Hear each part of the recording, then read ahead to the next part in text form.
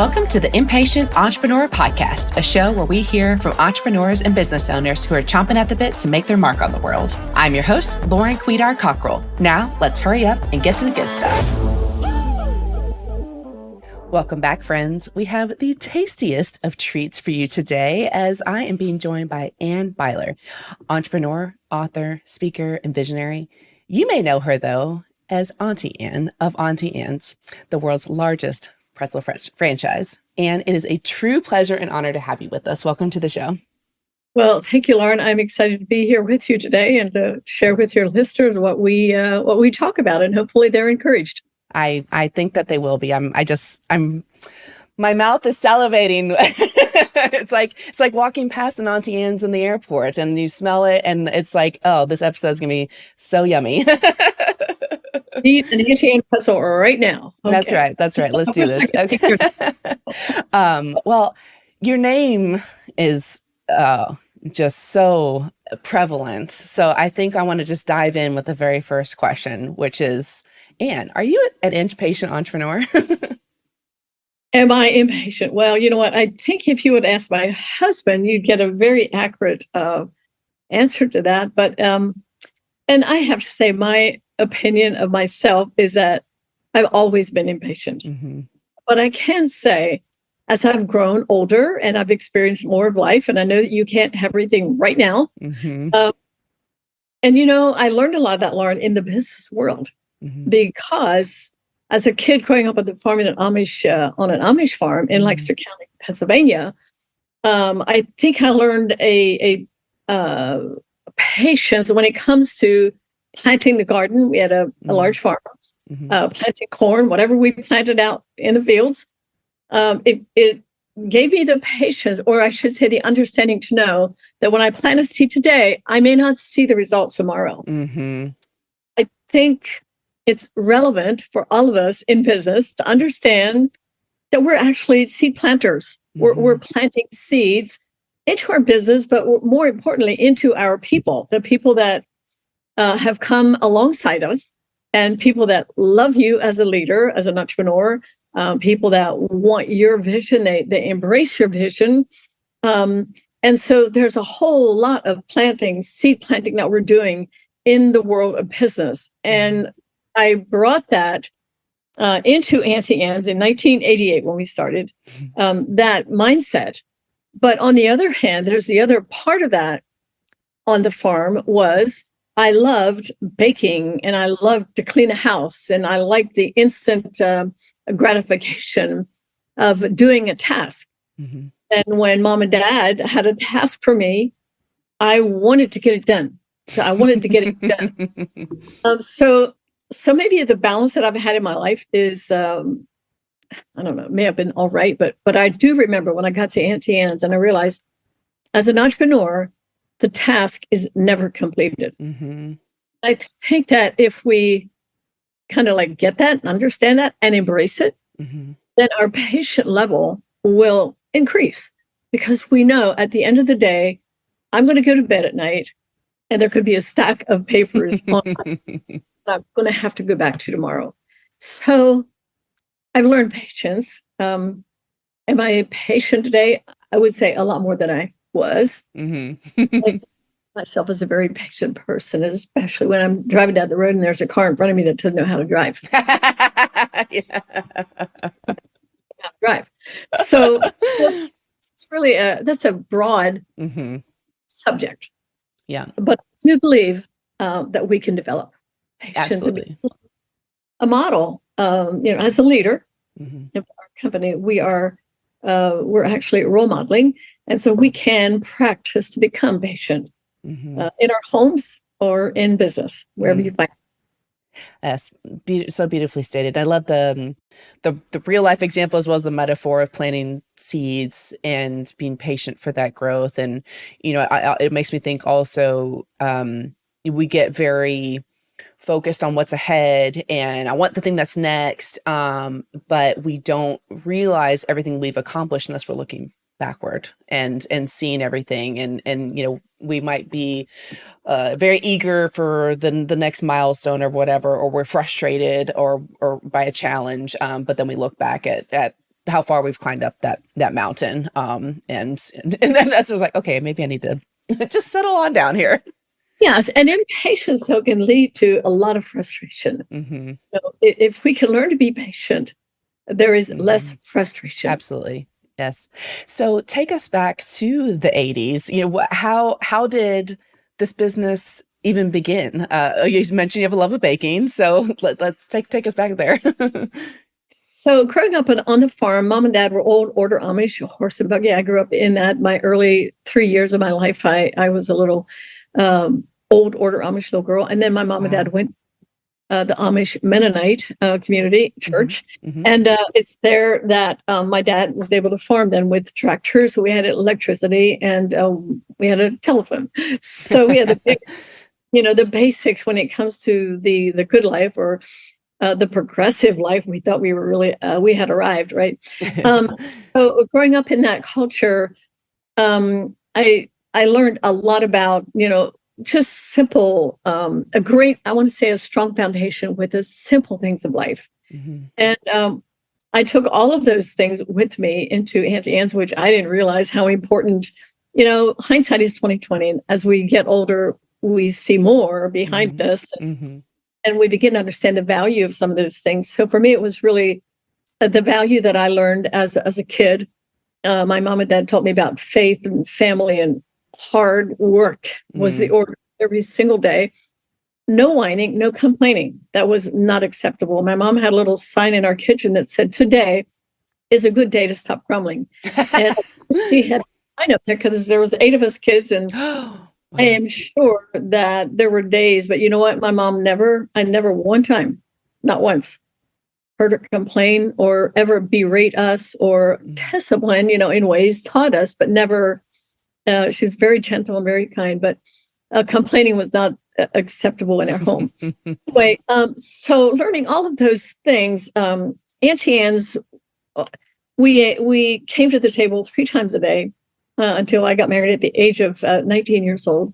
But breakfast, lunch, and dinner, we were always, no exception, always come to the table 3 times a day. And I love that because that's where we learn, honestly, how to be family. That's where share is where we learn how to talk and communicate, and maybe even some, bickering and we did all of it at the table. And so I see that as a real valuable lesson. And so all of those things, Lauren, took me, your history actually does stay with you. You take it with you into your entire life. And the things you don't like about it, you can actually change. But the things that you love, you can embrace and just carry with you. So all of those things I took with me into Auntie Anne's. But I think the thing that transformed me or that changed me was the trauma that we experienced as a young couple. Jonas and I had 2 daughters, and Angela Joy, 19 months old. We were married about 6-7 years, I guess. And we were not prepared for tragedy. Nobody is. And so Angela, on a beautiful fall morning, was killed accidentally. We lived on a farm. And my mom and dad lived right next door to us. And he had a little front end loader where he would load and unload sand on the farm because he had a stone business.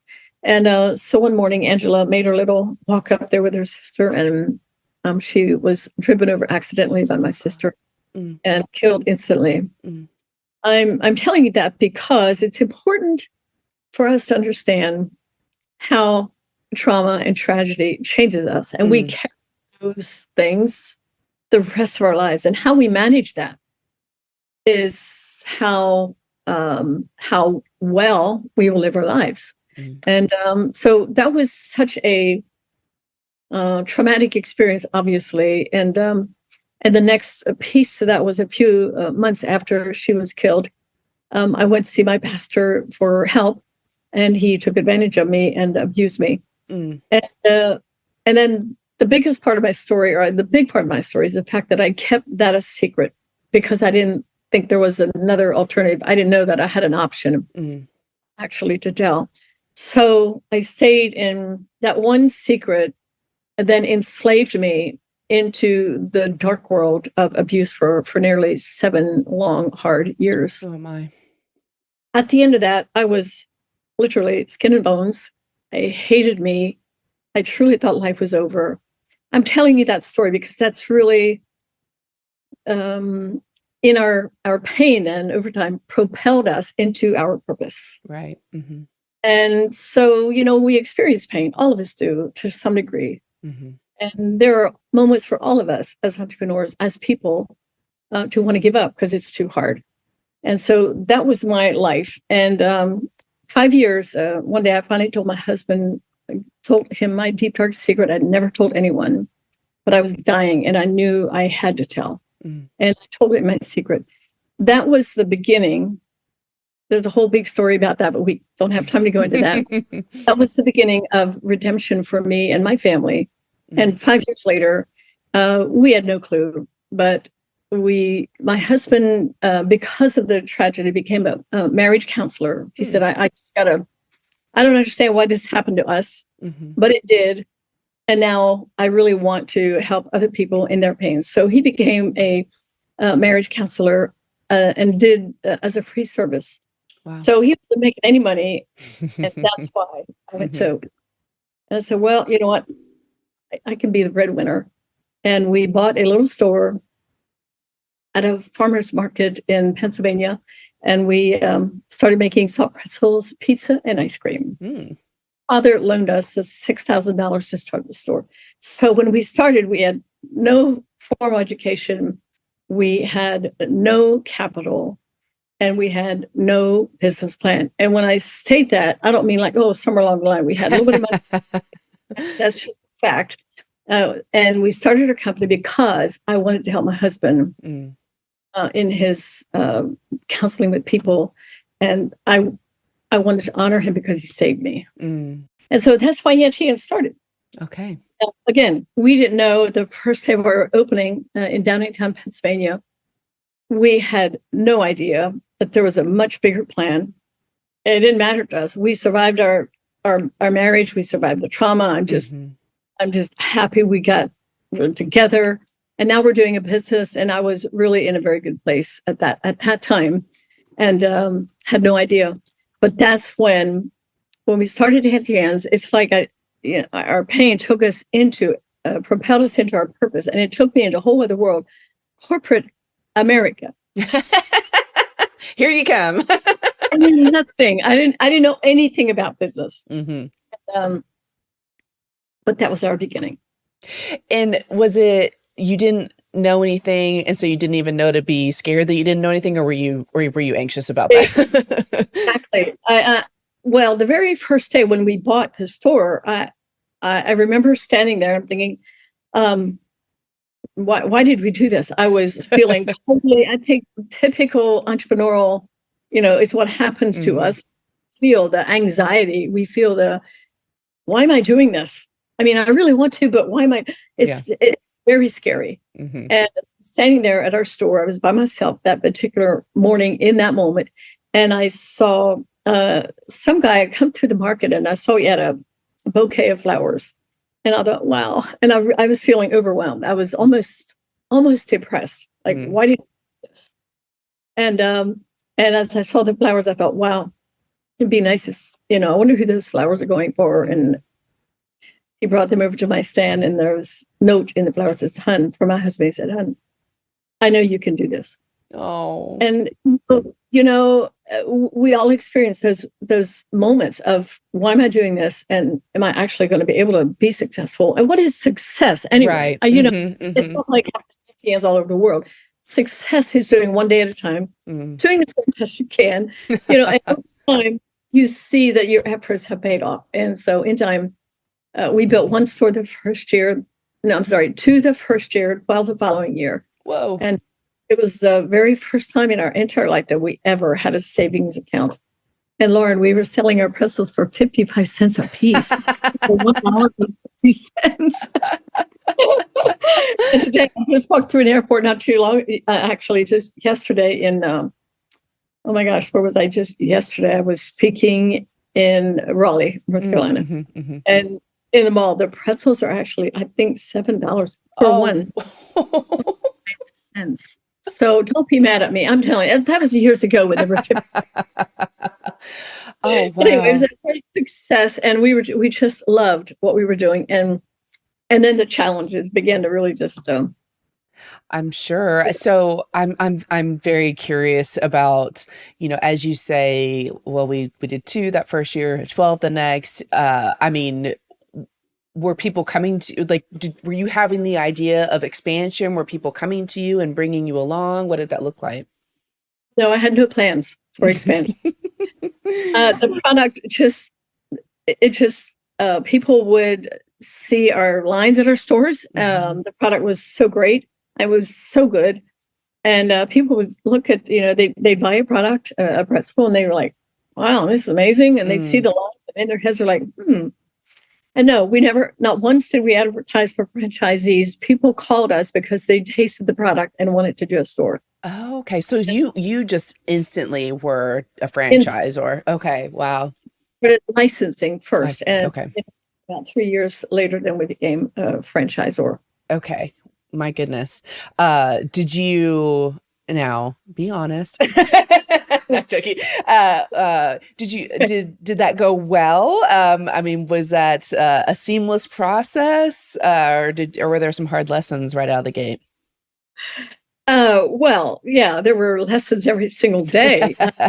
You know, um, I I think as I spoke earlier about the task, it just got so uh, with 14 stores in 2 years. I mean, it just seemed really big to me because I had never done business in any way before. So no business plan. But now, but there I have to go back to the farm. I learned that when you have a task at hand, mom and dad said, do things with will, do it with might. Things done by halves are never done right. So you got to do it well. So that was always a part of how we thought. So if you have a task to do, whether it's a franchise or plant a garden, you got to do it well. And so that was the pressure that we felt we have to do this well. Right. And we found out about 3 years into it that we were actually franchising and we were calling it licensing. We didn't know that. That was one of the times when I think one of your questions you asked here, I think it falls in that when was the rug pulled out from under me? That's the conversation. That was one of the times because we were moving right along and we had 35 stores on the books at that time, the third year. Wow. Yeah. I got a phone call from someone. They said, Auntie Anne, I know that this was actually a licensed someone that was doing an Auntie Anne store. And he said, I know that we signed in as a licensee, but I just want you to know that we're actually you're franchising. I said, I'm what? And he had worked for a franchise company, so he said, why don't we have dinner? And so we got together with this gentleman, and he explained to us what franchising is. And now we have at least 14, probably 20 stores, and maybe 20, 30 more on the books. And he said, for every store that you open outside of Pennsylvania, you can be fined by the state for every day that you're open. And for if you want to, you have to become a franchisor because that's what you're doing. And you need a UFOC. Like, what the what now? We had about a 12-page little agreement that was signed. And wow, you talk about the rug being pulled out from under me. My husband, I couldn't sleep. I'm thinking about, by now we were in Pennsylvania, Delaware, New York, New Jersey, Pennsylvania, obviously. And so I was scared to death. Yeah. Like, what? Well, what we did, we pulled in all of our existing franchisees. We had a meeting and we told them the news, like this, we gotta regroup and we need to pull back and we cannot sell any more franchises. And if you're on the books for a location, we're going to have to put you on hold. And I'm telling you, that was one of the scariest times. There's been many scary moments. Sure. That was the very beginning, early on. I'm like, what in the world are we doing? I just wanted to sell pretzels and make people happy. Just wanted my store at the farm stand. So anyway, it got very complicated, but that was a probably a 6-month process. And that during that time, I mean, it felt to me like somebody else was in control. They just pulled out everything. We were just moving forward. This was like red light, stop. Yeah. And if we're going to do that, we're going to stop. So where do we go from here? Mm. And so we went to, my brother was part of our company at that time. He had just come in with Auntie Anne's, and he was researching what franchising is. Mm-hmm, mm-hmm. Well, we found a company in Chicago, Illinois called Frank Gorp, and they were a franchise consulting company. Mm-hmm. Whole big story about that as well. But we took a van load of our people out there and met with them, and they came up with the UFOC, which was at least 225 pages. Not 12. You could ask me the question, did you ever read that UFOC? I will tell you, no, I did not. But my people did. Yes, yes. It's a great point. You've got to have people around you that know more than you do. That to me has been my greatest blessing. Just bring experts along, bring them in, and then you won't feel so alone. And then you can rely on them if they're good, trustworthy, reliable, and professional, knowledgeable people. That's really what we all need around us. That's what Amen. Amen. Could not agree more. So this happens. You get yourself back on track. You know what a franchise agreement is, and you turn the engine back on, and away you go. Does your vision start to change or crystallize or evolve at this point? Like, what are you thinking about the business at this point?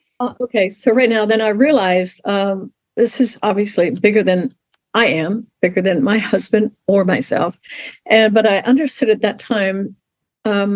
It was during that same time that we had, maybe have been a year or so later, but we had a speaker at an Auntie Anne convention, and he read an article. It was called "There Is a Difference," and so much happened in that year or two as we were launching and growing Auntie Anne's, and he read the article. There is a difference between leadership and management.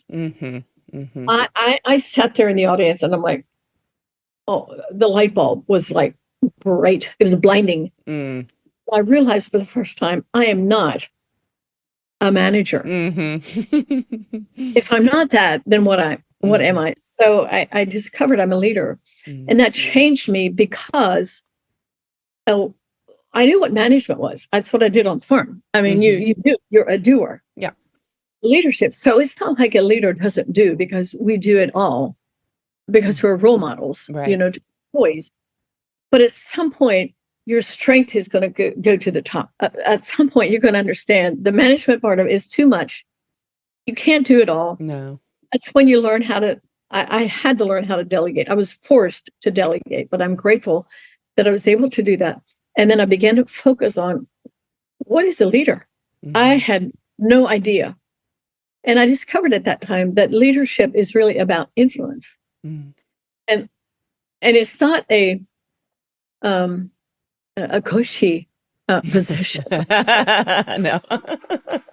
It's a position of great responsibility. And when I began to feel the responsibility of being a leader, at the same time, I really felt called to be salt and light. And when that began to integrate in my spirit, salt and light, what is that? What does that mean? Well, salt makes things tasty, but doesn't say anything. Light makes things visible. It never speaks.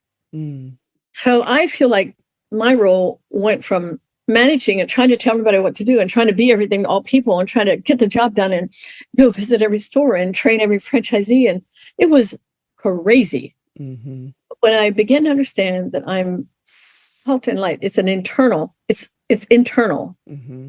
began to read books on leadership. I began to go to conferences. I did all kinds of, I did personality profiles to figure out, who am I? What am I doing? And that journey was so enlightening, and it was so helpful to me. And as I began to read and understand leadership, I'm like, yeah, well, that's who I am. That is who I am. And it was at one point thrilling to understand, oh my goodness, because for me, that was much easier, because it's my gift. It's what I'm called to. That was much easier than trying to manage the finances and the training and all of the other things that needed to be done in a growing company, anywhere from 50 to 70 stores every year. So what I'm trying to say right now, Lauren, is that you got to know which one you are, manager or leader. It's in my book, Overcome and Lead, which I don't know if your audience knows about that, but it's in that book. But you can also Google, there is a difference, leadership versus management. And you can Google that and read it for yourself. And at the end of that article, guaranteed you will know clearly, at least I did, which one I was. And I know that my employees were really happy to know that I finally figured it out. I am not a manager. Now, that doesn't mean I am more than happy to clean the toilet. Right. I'm more than happy to serve my coffee. I'm more than happy. It's all about being an example. And wow, it changed everything for me, because I began to work on the internal part of who I am. Just a heart issue, it's your character. And, the external part of who we are, we craft that. This is what I want you to see about me. This is who I am on the outside. Everybody sees that. But the internal is the most important part. And when I began to work on that, let me tell you, Lauren, that was the most difficult part of my journey. I feel it. It was the most difficult because most times I wasn't paying attention to the internal. I was too busy with the external. Right. I'm so struck by thinking about you as a young girl and young woman in, and how you grew up and what was modeled for you and the environment you lived in. And then I'm just imagining this Dorothy leaving Kansas to go to the Emerald City. Did that affect the relationships around you as your life changed? Your exterior life changed and your interior changed so much. What was that trajectory and transformation like for you? Oh, these are really good questions. If you know anything about the Amish and the Mennonite lifestyle, it's not secluded, but it's very small, very intimate and very secure. And today it's probably it is broader than what it was when I was a little girl. But the old order Amish is still very much that way. So going from that world into corporate America, 1988, we did our first store. 1989, we did 12 more. 1992, we did our 100th store. Wow. 1995, we went halfway around the world to Jakarta, Indonesia. Oh my gosh. And pretzels. And all of that was so fast. I didn't have time to think about, what do I look like to people? Or what is this like? I honestly, I was just, I had my head to the, I'm plowing the field, I'm doing the work. But as time went on, I realized that I'm a successful entrepreneur in the middle of Lancaster County. I'm a franchisor. Nobody knows what that is. And during that time, I mean, it was very unusual. I'm sure that I'm the only ex-Amish woman that's ever been franchisor and has taken a product around the world. But with the model of franchising. So I did start to feel a little, I think, alone and misunderstood. And I think that even that is probably typical of an entrepreneur. You can feel alone. Like, very much so, yeah. That's me. Like, nobody understands. Nobody, like, I never wanted people to see me as some kind of a really successful woman in Lancaster County. I didn't care about that. All I cared about was I want to do a great company. I want great people because we have a great purpose and we need a great company and great people to fulfill the purpose. I had blinders. Yeah, that's your drum beat. That's all I saw. But, as the more we grew, the more I would hear and people would say things to me and like, wow. Sometimes I was devastated to tears, like, no, that's not who I am. That's not what we're doing. We're just doing this. And we also know, growing up with my mom and dad, they taught us about God and faith and family and community. And I mean, my faith was, I knew that we were called to do this. And for anyone to misunderstand me was like, what? Yeah. Don't understand. This is what I have to do. It's what I want to do. It's what I'm called to do. It's what I love to do. But, when people see you as successful, they can treat you differently. And I always said, I don't want to be treated differently. I just want to be with the people. I just want to be with y'all. I don't feel special and I truly believe, Lauren, and this is what we took into our company as well, is that there's nothing like the CEO is up here, cash register, the person selling the product in our store is down here. That's not true. In my opinion, that was never true. I agree. And we're all on the same, we're all equal value. And if you understand that people are equal in value, then you treat them the same with honor, respect, with bonuses, with care, with gifts, with perks. All of our employees experienced that because we valued every single one of them because they were fulfilling our mission. And if it wasn't for the little girl or little guy at our register in our store, the CEO would have no job. I wouldn't even have a company. Yep. That's really a missing piece sometimes in business is, but it's important to value everyone that you work with, everyone. Absolutely. Beautifully said. So let's hit the fast forward button for a moment and take us to the decision to exit the business. You grow, you go halfway around the world, and then there comes a time. I'm sure you had suitors all along, but what was the tipping point in that decision? Well, there's probably a number of factors, but I never thought, I thought I would live out my days as Auntie Anne, the owner of the pretzels, and on my tombstone there would be, here lies Auntie Anne. Pretzels. Still can. But, I never imagined that we would sell the company because I feel like for entrepreneurs, you all understand this, that it's your baby. I mean, we all get into it in maybe in different ways, different products, but there's so many things that we all feel the same about, and that is, this is, I birthed this, and for me, I love my people. It mattered to me about everybody that came, every franchisees, every vendor. I just liked my people. And so I guess I would have been maybe like a nurturing entrepreneur. I don't know. I wear that hat proudly. I mean, I cared. And so when it came to actually thinking about selling a company, there's a whole story behind that, but I, again, don't have time to tell that, but it's in my book.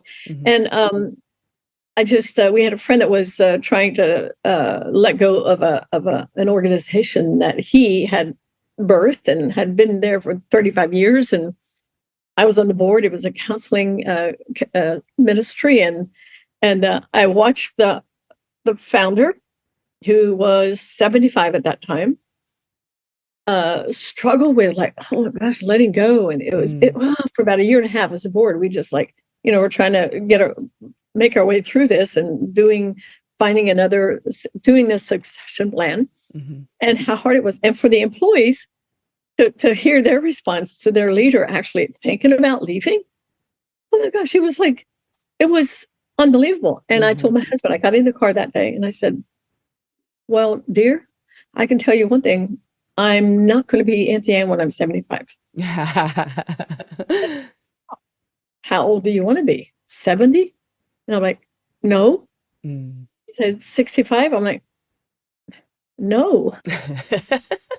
What about 60? And I said, well, maybe. It's a moment that we started talking, we started praying, we pulled in advisors, we started talking about what does it mean to have a succession plan or to sell? That was our journey, but it was because of what I experienced in a boardroom.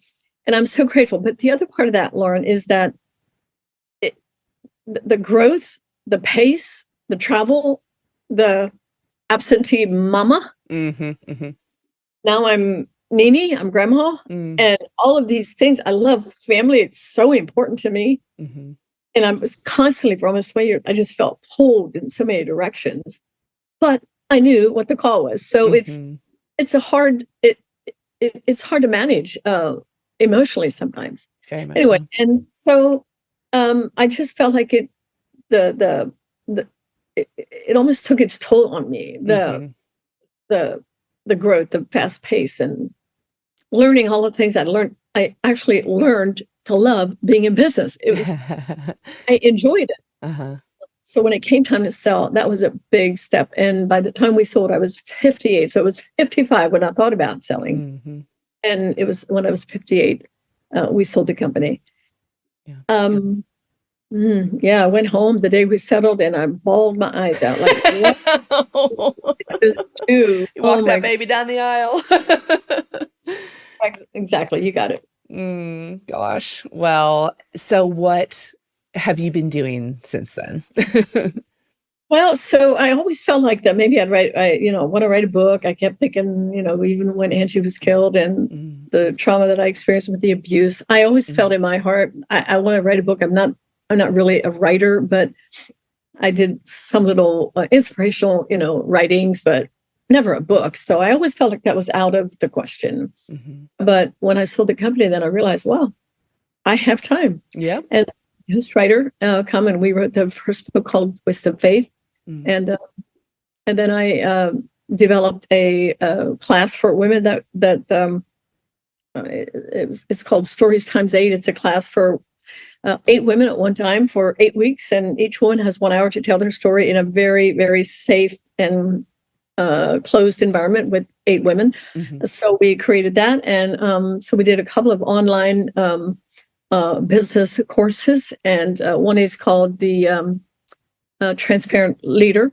Mm-hmm. And the other one, online business course. I'm sorry right now. Sorry, I can't think of the name. Well, we can put anything in the show notes.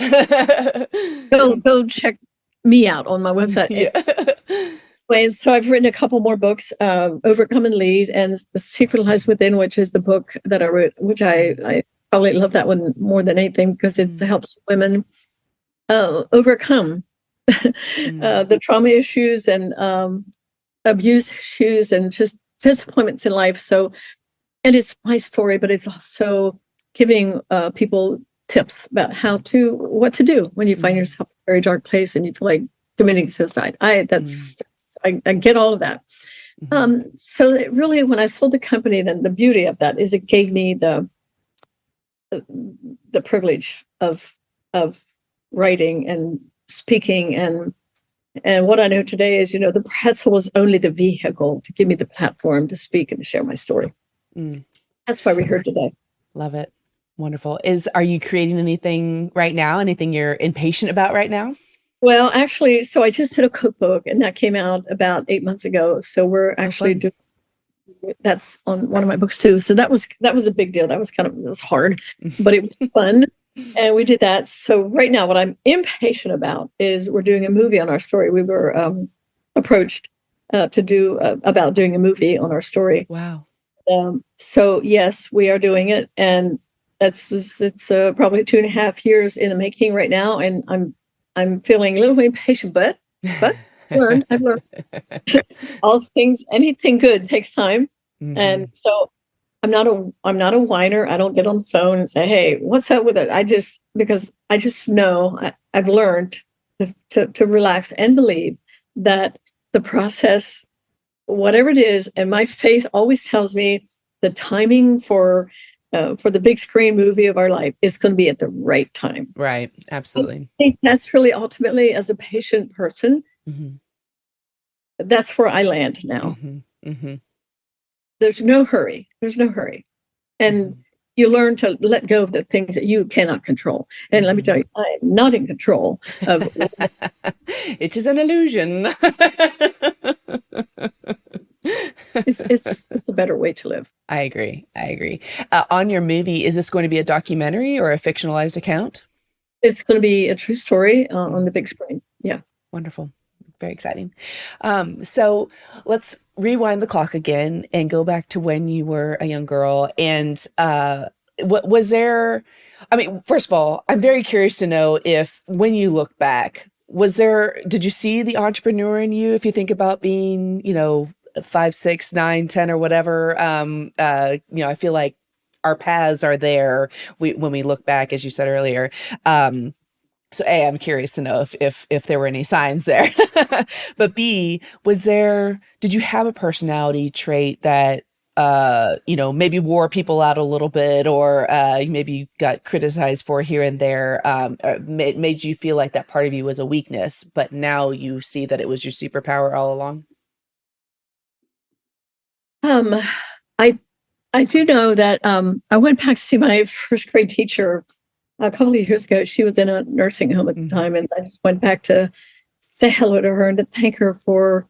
I just fondly remember her. And so, as we talked, and she was an 85-year-old woman at that point, I just said, "And what I remember about you is you were always inquisitive. You were always asking questions. You always wanted to understand." And that's really not a negative, but I do feel like often in my life, I would feel almost too inquisitive. Like it can be annoying if you're in a conversation and you're asking too many questions. So I don't know that I realized that as a little girl. I didn't, and even on in Auntie Anne's, but the other part of that, I believe it worked for me, and I have learned how to be professional in my inquisitiveness, and know when to ask and know when to talk and know when to be quiet, know when to listen, and all of those things you develop as the years go by. So I don't know that it was a bad trait, but I do know I annoyed myself. And if I was annoyed by me, surely people around me were annoyed. In fact, I think my husband could have gotten quite annoyed with me at times because I'm always asking questions about why. Yeah. And so, but I'm not sure. I think that's an okay trait for an entrepreneur. Yes. Be curious, be anxious, ask the questions. I was never afraid to ask questions when we started Auntie Anne. Like I didn't understand. So I need to ask somebody how to do this or what it means, try to understand it. So it actually became my gift, I think. Yes. And the other thing, the entrepreneurship, I didn't know what the word was. I had an 8th grade education as a little Amish girl. I had no formal education. I did get my diploma at the age of 50. So congratulations. Feather in my cap. Yeah. But I didn't really understand what an entrepreneur was. My dad, he tried so many things in my growing up years. He would try the weirdest things, and he would do something for maybe a year or so, and it didn't work, and then he'd try something else. He was a farmer, but always needed to do something extra for cash for his family. And so for me, I learned how to I helped my mom and dad on the farm, and I also became the baker. So at the age of 11 and 12, mom would be at market on a Thursday night when I get home from school, and she would have a list of the pies and cakes that I needed to make that night all by myself. I had 7 siblings, but nobody helped me. I would walk down the basement steps in our old farmhouse, and I had one little light hanging from the ceiling. And I remember crying as I went down the steps because the reason I was crying is because I wanted mom to be there with me. Yeah. She was always there. But she left this note on the kitchen table telling me how many pies and cakes to make that night. And it wasn't like I didn't have, cake mixes or pie crusts or, so I go in the basement and I make anywhere from 60 to 70 pies and cakes by myself Thursday night. And the next morning, my dad takes these pies and cakes to market in Philadelphia, which was about 2 hours away. That's when I learned what it means to persevere. Yes. And I feel like a successful entrepreneur is what other people just don't feel like doing. I don't feel like it. You will never make a good entrepreneur. I hate to break it, but you got to push through the I don't feel like it. And do the things that you don't feel like doing, because if you don't do them, your employees see that. Right. They probably don't need to do it either. So I got to push through it mindset. And that's what I learned on the farm. Oh my goodness. Yes. Just the days where it's both of your legs feel so heavy and you're just putting one foot in front of the other. It's just, wow. Just got to show up, do it. It's amazing how somehow at the end of the day, you're like, wow, I got through another day. I did. Yeah. My goodness. Okay. So we are getting close to wrapping up here, and I want to make sure you've given tons of pearls of wisdom this whole episode, but just asking point blank, do you have one piece of advice for our listeners to make their lives and businesses stronger and better today? Be healthy yourself. Mm-hmm. And the reason I say I call that an authentic leader, when you're authentic from the inside out, that means you're free. You are who you are. And you don't walk into the office and your employees wonder, what the heck is going on with her today? No, I was in a good mood. Or maybe you have those moments in those days. But I want to encourage you to be authentic. What does that look like? Well, you can pick up my book, Overcome and Lead, and in that authenticity. But it just means basically, just be real. Be real. I know what it's like to walk into a business with loads of baggage from my traumas, and I carried that, and I tried to carry that into my. I didn't even know that I needed to release that and work through it. But at one point in my business, I almost totally crashed and burned, and almost walked away from it all because of the things that I was trying to keep in my body. I didn't want anyone to know. Things might pass. And anyway, so being authentic, and I began that journey of being authentic, and I began to unload all of my past. And it took me years, but that process was hard. But at the end of the day, I have to tell you, I am free from the past of shame, my guilt, my pain. There's so much that we carry. And how do you be authentic? Well, it really starts with over a cup of coffee with someone that you know and know well, and someone that you trust, not just sitting at the bar drinking a drink and just, getting drunk and talking. I mean, there's that. There's a time and a place. Yeah. But if you want to be serious about really cleaning your inside and being free from all of your past stuff, it starts with one cup of coffee and one conversation. And when you begin to taste and feel the freedom, that's the journey. And that journey, Lauren, doesn't end. You keep being open, real, and honest. And as you do that, your world, your mind, and your world expands. If you're not authentic, you feel heavy and sad and trying so hard to keep moving. But free yourself by sharing your story. Not just what you did or what someone did to you, but how it makes you feel. Share your life and share your stories. But again, it has to be the right person or the right people. I mean, you could be a drug user, or you're in a very difficult place in your marriage. Whatever it is that you're struggling with. I know it sounds weird, like I'm talking about this for business people, but I'm telling you, I know the difference between struggling with all the things on the inside, trying to feel like all is well, and then completely just opening up my life and becoming well. And let me tell you, you begin to soar. Yes. And you begin to share your life and your story. You get to the point where it doesn't matter what anyone thinks, or they may use it against you. At some point, it really doesn't matter, because it's all about you have to free yourself to be the very best leader and entrepreneur that you can be. And that's where it really begins. Oh, that's so beautiful. I've experienced that in its own way.